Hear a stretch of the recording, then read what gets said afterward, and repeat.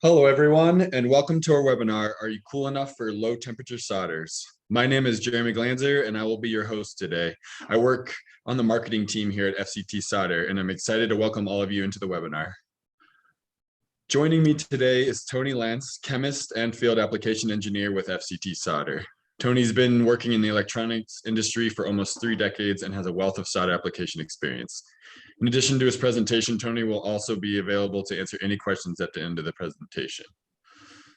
If you've joined us for past webinars, you know the drill, but if this is your first time with us, I just want to cover a couple things as we wait for everybody to get in. First, today's webinar will be recorded and will be available on demand after the session. Everyone that's attending today and those who also have registered will receive an email tomorrow with a link to our recording. Additionally, we would love to hear from you during today's webinar. So if you have any questions for Tony, please feel free to send it through the Ask Questions tab on your Zoom platform. We'll be answering the questions at the end of the session. If we don't get to your question during today's webinar, we will definitely be sure to follow up afterwards, or feel free to contact us directly. So as people get in, we will begin the presentation. Tony, you have the floor. Thank you, Jeremy. Thanks for the introduction. But when you said I have 3 decades of experience, I felt a little bit older in that moment. I guess, yeah, that I won't comment any further on that. Anyway, on to the presentation. So this presentation is about low temperature solders, specifically lead-free low temperature solders. So we'll be talking about the different low temperature solder alloys that are available on the market. The original low temperature solder that we've been using for quite a few years is tin with 57% bismuth or 58% bismuth, normally sold with a little bit of silver added to it. And that melts between 138 and 140 C as shown here. Today, we've developed several new low temperature solders that are based on a tin bismuth alloy, but the bismuth concentration is usually lower than 57%. And there are multiple additives that are being used in order to enhance the solder joint properties. These solders might melt anywhere in this range of 138 to 174 C, or in narrower subsets of that range. Still quite a bit lower melting than tin lead solder. I'll cover the alloy ingredients and what makes these solders low temperature with phase diagrams.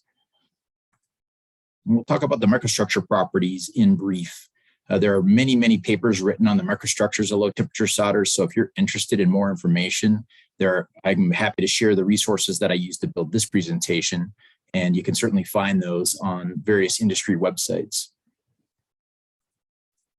We'll discuss the applications for low temp alloys, where they might be used in our everyday electronics. Also, we'll talk about the process used to assemble circuit boards with low temperature solders and how it differs from traditional lead-free alloys like SAC305. We'll discuss reflow profiles, soldering SAC305 BGAs with low temperature solder paste. So that would be a mixed alloy metallurgy. And then we'll talk about hand soldering, rework, and other processes to consider if you're using low temp solders. Then I'll cover concerns that we have with low temperature soldering, and then also discuss advantages and disadvantages of these alloys. And then at the end, we'll have a brief summary and time for questions. So here's the introduction to low temperature solders. What do we mean when we say low temperature? So that's commonly defined as having a peak reflow temperature below 200 degrees C in the reflow oven. For comparison, SAC305 has a peak reflow of about 245 C, which is obviously quite a bit higher, 45 degrees higher or more. And then tin lead solder, for comparison, has a peak reflow temperature of about 215 C. So these new lead-free low temperature solders melt below the melting temperatures of tin lead alloys. Here's a table with quite a few different alloys listed in it. So in the first column, I have solder alloys, including some proprietary low temperature alloys where the compositions are not disclosed. Then the rough composition of these alloys, and then the melting ranges. So right off the top, we've got tin lead for comparison to all the others, and that comes usually in 2 common forms, 63% tin with 37% lead, or sometimes we'll add 2% silver to that mixture to enhance solder joint properties. And the melting range is roughly 179 to 183 C for those two alloys. SAC305, everyone's familiar with that. That's our common lead-free solder that's used today. That melts roughly between 217 and 220. Tin bismuth, which is the original tin with 58% bismuth or tin with 57 bismuth plus a little bit of silver, melts around 138 to 140 C. And then these proprietary low temperature alloys, which are mixtures of tin and bismuth plus X additives, have different ranges depending on what data sheet you're looking at, which manufacturer. So they're all a little bit different. Some melt between 138 and roughly 150. One of them was listed with a peak reflow temperature below 150. And then proprietary alloy number 3 has a pretty wide range of 139 to 174 C. Then for comparison, we've got tin with 40% bismuth on this table. And that also melts pretty similarly to proprietary alloy number 3. That's 138 to 170 C. And then I listed a tin indium alloy, which is another option for low melting solders. Indium can also be used to lower the melting point of tin. This particular mixture melts at 118 C, which is the lowest lead-free melting point on this table. And then for comparison, there's a tin bismuth lead mixture shown at the very bottom, which I've highlighted in red because you wouldn't want to use it because it is lead containing. And if you're looking for lead-free solder, obviously that's not going to work. But this mixture with 20% lead mixed with tin and bismuth can form if you inadvertently mix tin bismuth solders with tin lead solder. And that melts at a nice low temperature of 96 degrees C, which could potentially pose problems in the lifetime or the function of that assembly. So the alloys I'll be talking about are here in the center of the table, all of these different tin bismuth compositions. So what do these alloy ingredients actually do? Why are we adding things to tin bismuth solders? Well, first of all, bismuth is used as a melting point reducer. When you mix tin and bismuth, as I'm going to show in the phase diagram, it dramatically reduces the melting point. Indium can also do the same thing. As I just mentioned on the last slide, that tin indium combination had a nice low melting point of about 118. The other elements that we're adding are strengtheners. So they're designed to enhance the lifespan or enhance the reliability of the solder joint. Silver is used for that purpose, as well as copper, nickel, antimony. Sometimes combinations of these in different concentrations are used. Sometimes there's additional elements that are used that aren't listed here. Here's a phase diagram for traditional lead tin solder. So for those of you who aren't familiar with this, I'll briefly explain how this works. We've got temperature increasing on the y-axis, and then across the x-axis, you've got 100% lead on the left side of the chart, and then increasing amounts of tin added to that as you go to the right. And on the very right-hand side, it's 100% tin. The very top portion of the chart, this whitish region, is where it is fully liquid. And so above this top line that's called the liquidus line. Above those temperatures, that's where it's melted completely. So if you look at 100% lead, that melts at 327 C. And if you look at 100% tin, that melts at 232 C, which are both higher than SAC305 melting range. When you combine these two together, you can see that the melting line, the liquid line, comes down to a minimum point here. And that minimum point is called the eutectic point, where you can see the solid portion in the bottom of the chart here. This is all solid. And the liquid portion meet at one temperature, and that is 183 degrees C. And that composition is basically 63% tin with 37% lead.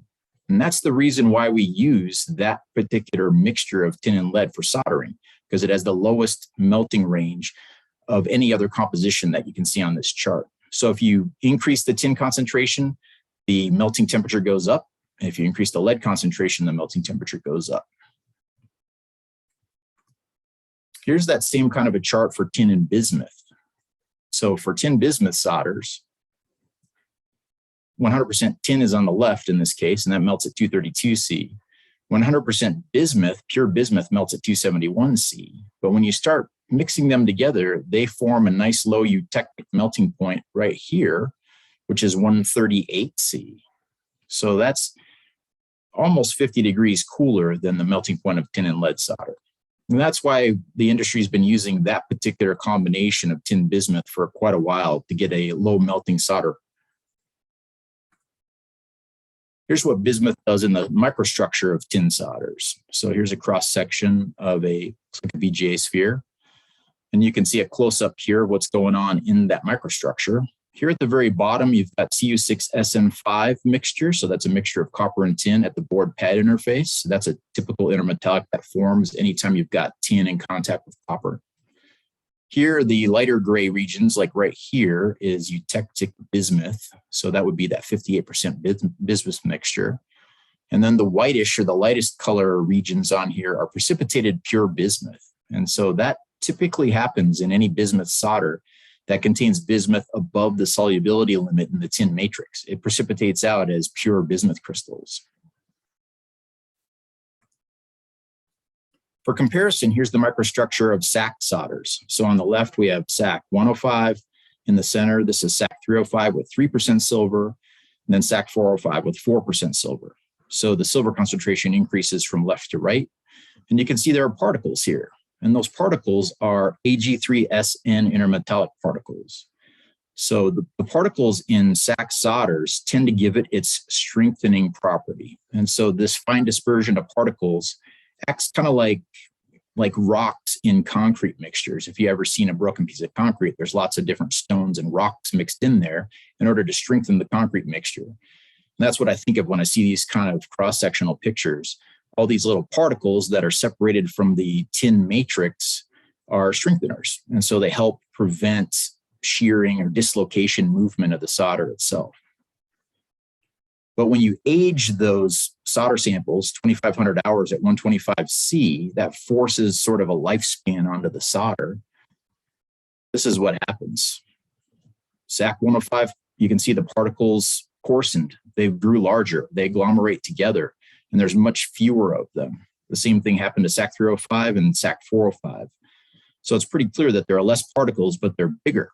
Well, because we've actually lost some of the particles or they've become larger, they don't strengthen the solder as well after aging. And so SAC solders tend to lose their strengthening mechanism over time.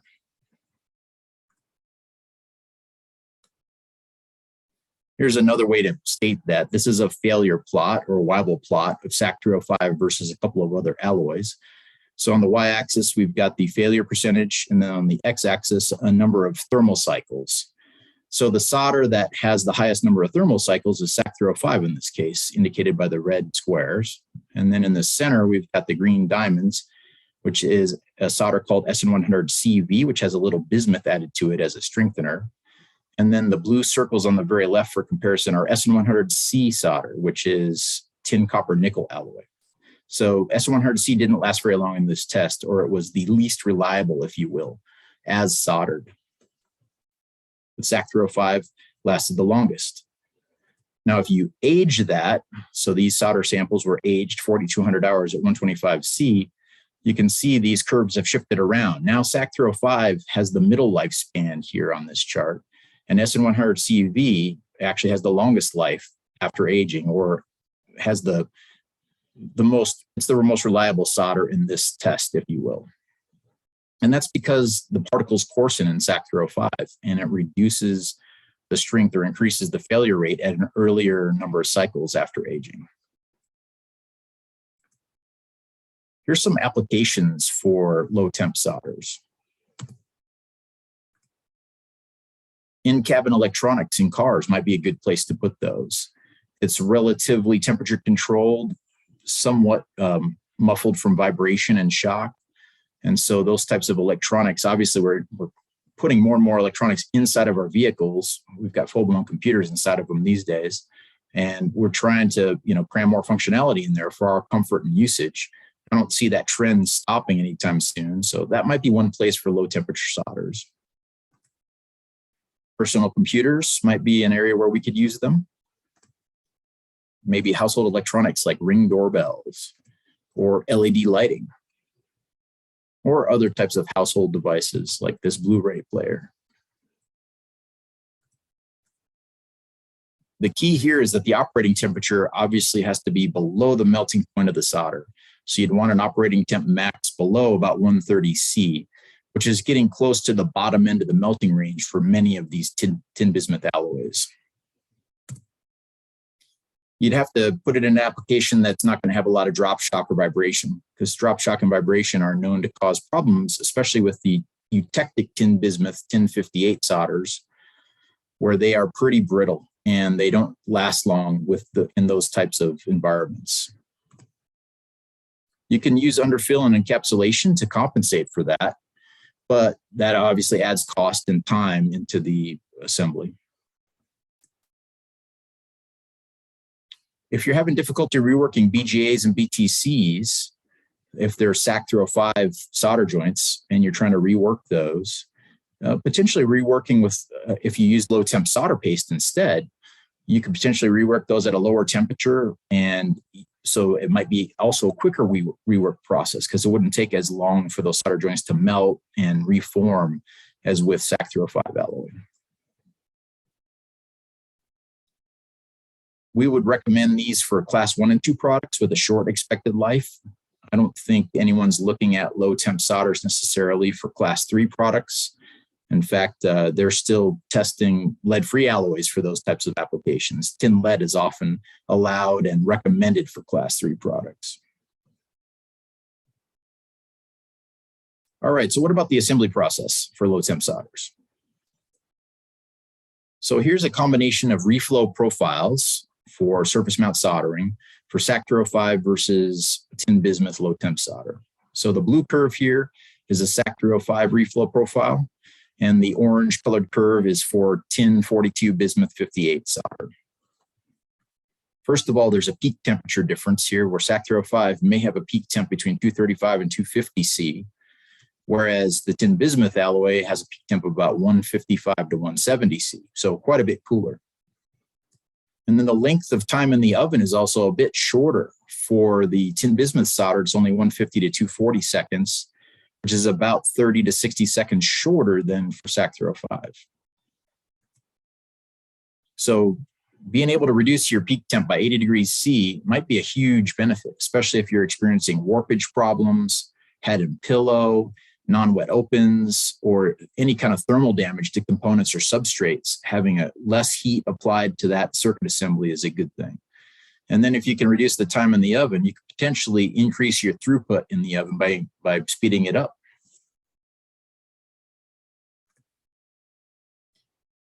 Here's a common problem in our industry: head and pillow and non-wet opens. This diagram was taken from a paper presented at Apex 2019, and the references at the bottom if you're interested in more information.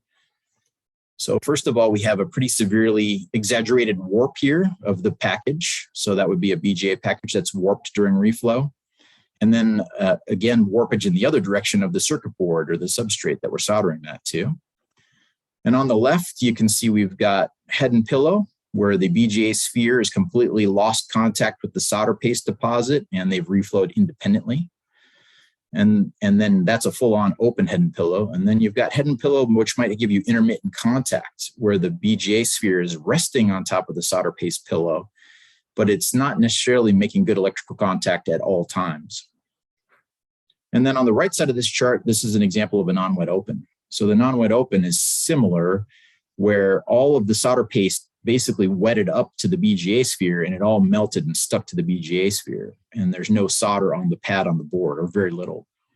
And then in the center, if you had this type of exaggerated warpage, you could potentially get bridging, because you're sort of squeezing the two substrates together, pinching it, so to speak. And so the solder could potentially flow from one pad to another. So head and pillow and non-wet opens are difficult to troubleshoot. It's well known to be caused by warpage. And if you can reduce the reflow temperature, you can reduce the amount of warpage that occurs and potentially mitigate this defect. Here's an example of mixed metal BGAs with low temperature solder pastes. So in this case, this is from that same paper from 2019. The author is Seng. SAC305 BGA sphere here on the component. And then you got a low temperature solder paste here. Start heating it up to the peak temp. And in this case, the peak temp is a low temp solder peak temp, so it's below the melting point of SAC305. So the sphere itself is not melting. As you can see in this picture, it's still solid. And then when you cool that down, you have solidified low temp solder partially mixed with the SAC305 sphere. So the lightish colored bands on here, that's the bismuth showing up in this cross section. And you can see that bismuth is migrated up into the sphere, especially along the edges. So there is some mixing of the alloys here at the interface, but it's not complete. So another paper presented by Coyle in 2021 at the SMTA International Conference, they looked at mixed metal BGAs, SAC305 BGAs with low temp solder paste, and they used different temperatures at the peak of the profile to find out how much mixing is occurring. So in this hybrid solder joint at 175 C peak, there was only 13% mixing. You can see very little mixing here. And then at a hybrid solder joint with 190 C peak, still well below SAC305 melting point, you get a little more mixing. You can see the bismuth is migrated farther up into the sphere, and they measured it to be 30% mixing. And then, of course, they melted the solder joints completely by using a 240 C peak temp, and that fully melted the sphere and the solder paste, and there's uniform complete mixing here, 100% mixing. They measured the reliability of these solder joints, and here's the summary of that data. So this is number of thermal cycles here on the y-axis, and then the 3 different peak temperatures on the x-axis. You can see the characteristic lifetime of the 175 joint is pretty low, only 4,300. And with a 190 C peak temp, that went up to 5,600 as a characteristic lifetime. And then with fully melted, completely uniform solder joints, that went up to 11,000. So there are reliability considerations for mixed metallurgy solder joints, as you can see here. What about hand soldering? So low temperature solder joints obviously are going to require less heat to remelt and to hand solder. So that's potentially a good thing. I saw a paper about this that published iron temperatures could be reduced as much as by 100 degrees C if you're using low temperature solders. Tin bismuth 57 plus silver is available as a solid wire. I found that online with one supplier, but the flux core versions of those wires are pretty limited. I couldn't find any flux core versions, and that's for a couple of reasons. First of all, this tin bismuth silver alloy with 57 bismuth is fairly brittle, like we talked about earlier. And when you're extruding that wire, you're pulling that through the extrusion press or pushing it through, it could snap and break during that process. So it's difficult to actually make wire from that alloy. So the flux as well, fluxes for wire solder are generally solid rosinous materials. They're very hard, brittle at room temperature, and they have to be melted as they're injected into the wire. And if the melting point of the rosin is approaching the melting point of the wire, obviously, if the flux is hotter than the wire itself as you're extruding it, it could potentially melt the wire during that process. So that's one of the challenges, formulating flux cores for these alloys of tin bismuth wire solders. I could not find any other alloys of wire. So most of the alloys I'm talking about are not tin bismuth 57 with silver added. Most of them have lower levels of silver and other additives, or lower levels of bismuth, excuse me, and other additives like silver, and they weren't readily available online. Now, some of our other solder suppliers might have them. I'm just not aware of them, but that's something to consider. So if you're switching to a low temp solder paste and you're doing rework and you want to use the same alloy of wire, you may not be able to get that same alloy of wire. And then what about the fluxes for this? Again, the fluxes have to melt, obviously, below the melting point of the wire, and they also have to be aggressive enough to deal with the oxides that might form on the tin bismuth solder joint. Tin bismuth is well known to oxidize pretty quickly in the air, and the flux has to be aggressive enough to deal with that or protective enough to prevent that from happening. And so fluxes in wire solder have to have those same properties. And again, that adds to the challenges of formulating fluxes for those applications. What about rework? So if you had a low temp solder BGA component, you could potentially rework it at 190 to 200 C. instead of 260, 270, or 280, or whatever you set your rework station to remove a SAC305 BGA. So that's going to cause less thermal damage and less heating of the solder joints and the components nearby, which is a good thing. What happens if you mix low temp solder joints with SAC305 wire? So if you use low temp solder paste and you've got SAC305 wire for touch up, you've got to heat that obviously enough to melt the SAC305 wire. And if you're heating a spot on the board and there's other surface mount components that have low temp solder joints on them, they could potentially melt while you're reworking with your SAC305 wire solder. So that's not desirable. And what about a SAC305 BGA with nearby low temperature solder paste? Like if you're building a hybrid joint, the same thing that I just said applies here. So if you're trying to melt that SAC305 BGA sphere and remove that component, you've got to apply enough heat to the board to make that happen. And nearby low temp solder joints could also melt while you're doing that. And if you melt, as we commonly talk about, anytime you melt and freeze a solder joint, there's a potential for further intermetallic growth within the solder joint. It can lose strength over time by doing that too many times. You can get additional erosion of base materials on the circuit board of the components because of the molten solders being in contact with it. And some molten solders are pretty aggressive at dissolving copper off circuit board pads. So those are all problems with remelting of solder joints repetitively. So it's not something you don't want to do unless you have to.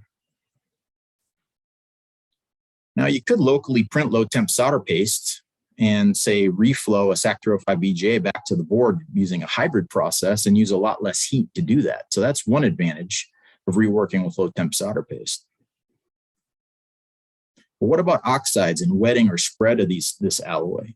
Like I mentioned a few minutes ago, tin bismuth alloys tend to form oxides, and it's a pretty quick process when they're being soldered open in the air.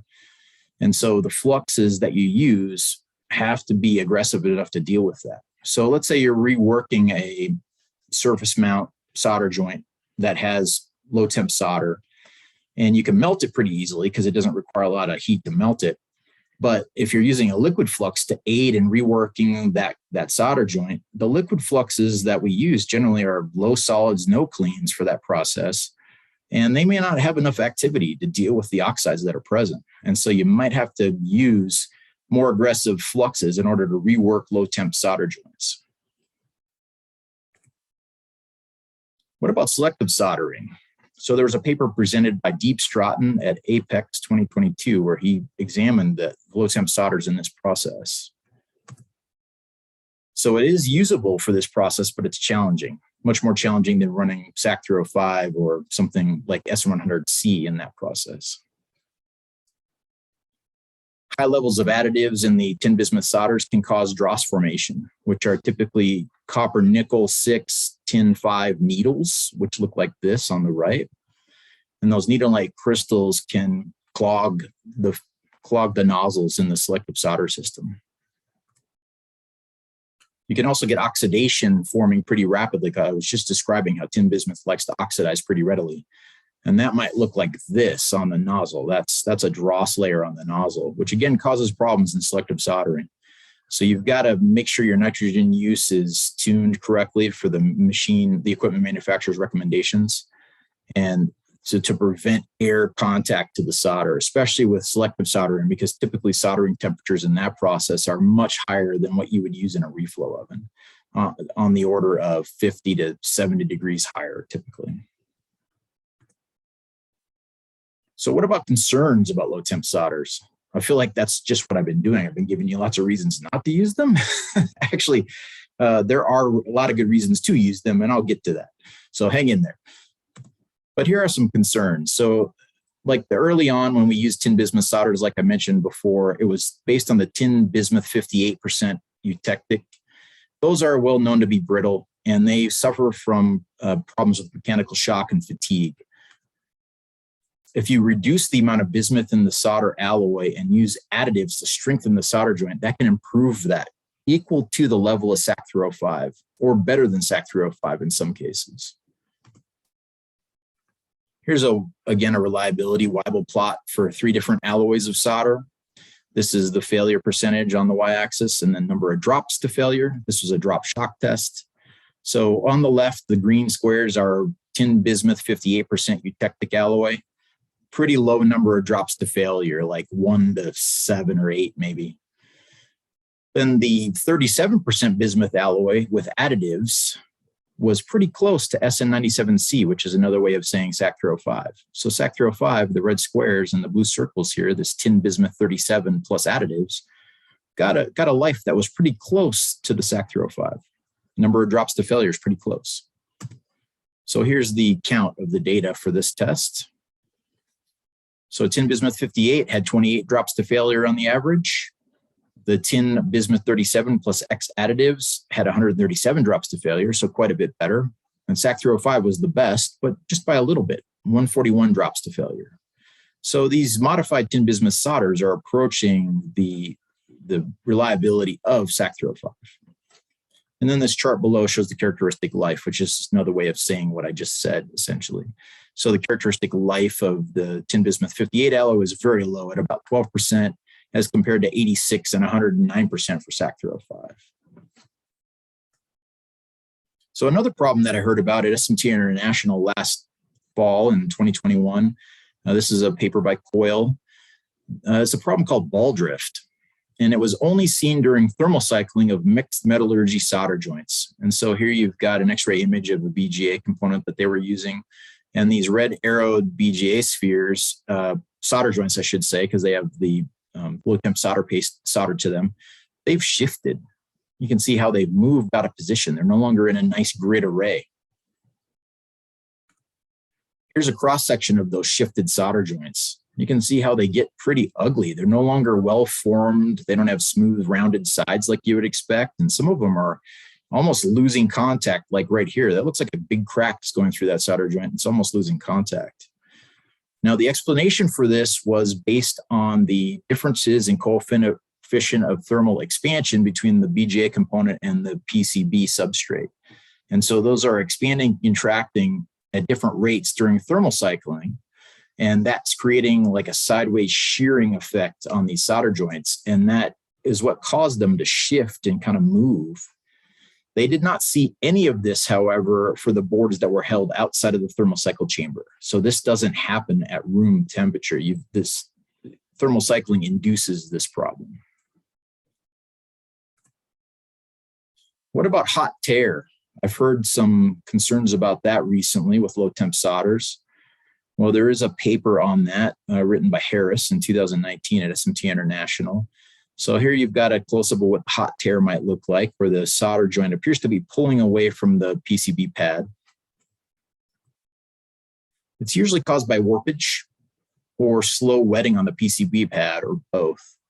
So if you have warpage, this would be like the start of a non-wet open. If you could imagine if the component up here was warping upwards away from that PCB pad, it might pull the solder joint away completely, and it would start on the corner and then continue across the joint. But in this case, maybe the warpage wasn't that severe. And so just a little bit of warpage caused this solder to sort of wet up to the BGA sphere rather than the board pad. Also, if the tin bismuth solder paste is wetting slowly on that pad, which can be influenced heavily by surface finish on the pads, if you've got a combination of solder paste plus surface finish that is slowing the wetting speed down, then the paste might wet to the ball first and then the pad second and pull away, essentially causing this defect. Smaller BGAs were reported as a concern for this. And again, they reiterated how this was related to non-wet opens and has similar causes. The things they did to fix that were increase the solder paste volume and reduce the peak temperature. So reducing the peak temperature, of course, influences the amount of mixing you're going to get in these hybrid solder joints, which may influence the reliability, like I showed earlier. But if you reduce the peak temp, you're also reducing the potential for warpage of the circuit board and the component. And so that could definitely help mitigate this defect. All right, here's a summary of the advantages and disadvantages of low temp solders. Advantages, you can get an energy savings out of using them. So you can set your reflow profiles a lot cooler. You can also cause less thermal damage to circuit boards and components by running low temp solders. Less warpage of boards and components would lead to less defects like head and pillow and non-wet opens. So it might improve your overall yields. And then you could potentially use more temperature sensitive devices. I have heard of instances where there's components that maybe have a peak reflow temperature of 230 C, which is pretty cool for SAC305. It can be done, but you'd have to look at the board design and see if there are other heavy thermal masses on that board, which might not get up to the appropriate melting point to reflow SAC305. And so if you use a low temp solder, you're just widening the process window there to be able to run well below the limits of any temperature sensitive devices. And then eliminating remelting of the first side surface mount. So I had a customer a couple of months ago ask for some low temp solder recommendations, and they were running SAC305 on a double-sided surface mount circuit board. And on side one, they were placing some relatively large and heavy components. And then when they flipped that over and they ran side two with SAC305 solder paste, some of the components on side one were falling off into the oven because they were then facing down, and the solder joints were softening enough to allow them to fall off. And they could have solved that by using glue or using maybe a fixture through the oven, but they didn't want to go to the expense and the additional processing time to use glue or fixtures. And so they asked for a low temp solder paste to run on side two, and that's working really well for them. And so that's a potential good place to use low temp solder pastes. What about the disadvantages of low temp solders? So the 1058% solders can be brittle, as I've said about 5 times. Just making sure everyone's aware of that fact. No, I mean, it's a known defect in those types of solders. And that's why today there's been a lot of research on modifying that property of these solders. So if you reduce the bismuth content and add some additives, you can increase the ductility of the solder, which also reduces the brittleness. Tin bismuth solders expand during freezing. So that's something that's a potential concern if you're going to use it in, say, selective soldering systems, because the solder pots are often fairly small and filled with solder. And when you cool them down or freeze them, they actually get larger in terms of volume, just like ice cubes do. Ice cubes actually are higher in volume than the liquid water was before you froze it. And so that's a concern for potential damaging of the equipment, especially in selective soldering or wave soldering systems. If you accidentally mix tin bismuth solders with lead, you create a low melting mixture that melts around 96 C. And that could potentially be below the operational temperature of the device that you're using. So be careful with that. It is not recommended to mix tin bismuth solders with tin lead. And if you wanted to use tin indium solders, they can be quite costly. Now, indium definitely does a good job of reducing the melting point of the solder, but when I checked the prices of these two metals a few months ago, they were quite different. Indium metal at that time was about $110 a pound as compared to bismuth metal, which was about $4 a pound. And so that cost is going to be passed right along to the end user who's buying a tin indium solder paste. Now, what about reworking a SAC305 BGA with nearby tin bismuth? I mentioned this earlier. So if you have to melt that SAC305 solder joint to remove that component and do some rework, and you've got nearby tin bismuth solder joints, those are likely going to melt due to the heat that you're applying to get that BGA off. And so that's something to consider if you do decide to use low temp solder paste. So here's a summary of everything I've talked about. Tin bismuth plus X additive solders definitely have reliability approaching SAC305. You can get a cost savings from energy usage and improved yields. But there are concerns about rework and hand soldering with these alloys, especially due to the lack of available solder wires, especially flux core versions of those solder wires. And there are concerns about hybrid SAC305 and low temp solder joints. The reliability can vary based on how you reflow that. And that's something to be aware of if you use low temp solder paste with SAC305 BGAs. All right, that's all I have in this presentation. We definitely thank all of you for showing up and attending this talk. If you have any questions, now's the time to ask. Awesome. Thanks, Tony. Extremely informative as usual. As Tony said, we want to now open up the floor for questions. So please use the question tab below. Let's see. Looks like we got one in here so far, Tony. What drop shot package did you use?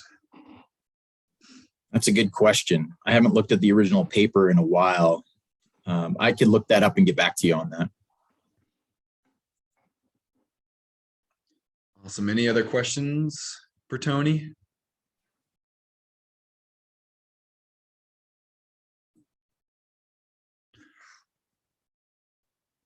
All right, Tony, we just got one in from Christopher. What is the pricing comparison do you have between 1 pound of SAC305 versus low temp solder?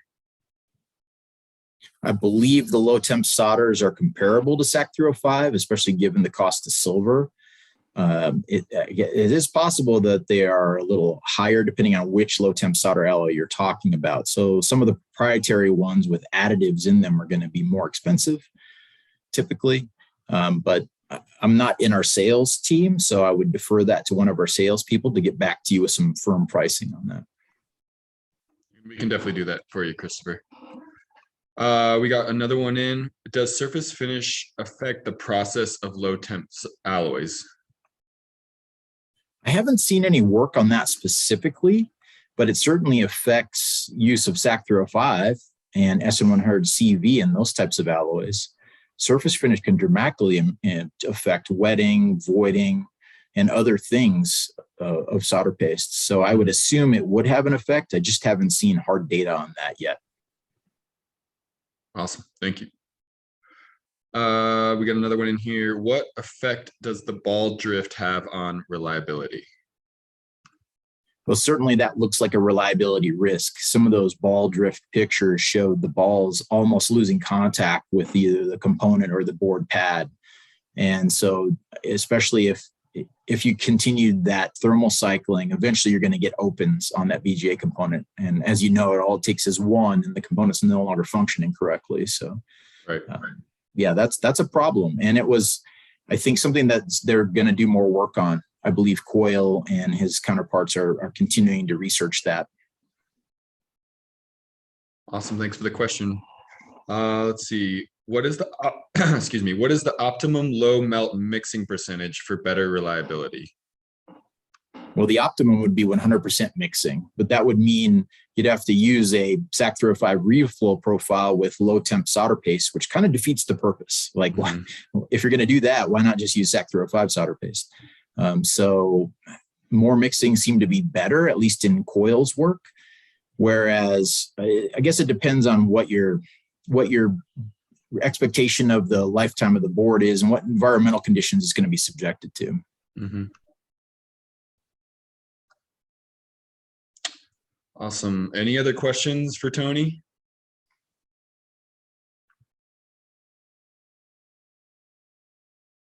Don't see any more coming through. Oh, we actually just got one. Since bismuth alloy, let's see, since bismuth alloy brittle, what kind of industry could use that alloy? Well, we do sell tin bismuth solder paste based on that 58% bismuth eutectic. And usually we sell the 57% version with a little silver added to it. Mm-hmm. And they're used for low reliability, class 1, class 2 products, consumer electronics or household electronics, things that don't have a real long expected lifespan, things that aren't subjected to vibration or drop shock. Right. So you wouldn't want to put it in a cell phone, perhaps.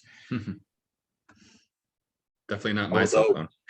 Cell phones typically also have quite tight packaging around them. And I have heard of one cell phone or computer, I think Samsung is using low temp tin bismuth, but I think they're using a modified version of that has some strengthening elements added to it.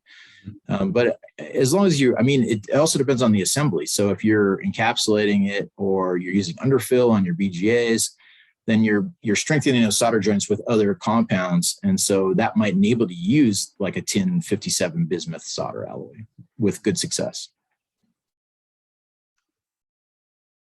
Awesome. Thanks, Tony.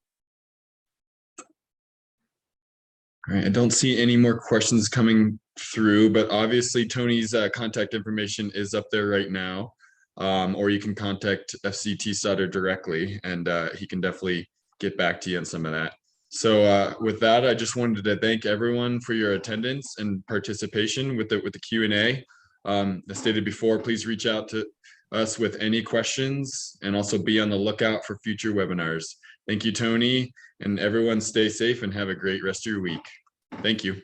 Thank you, everyone.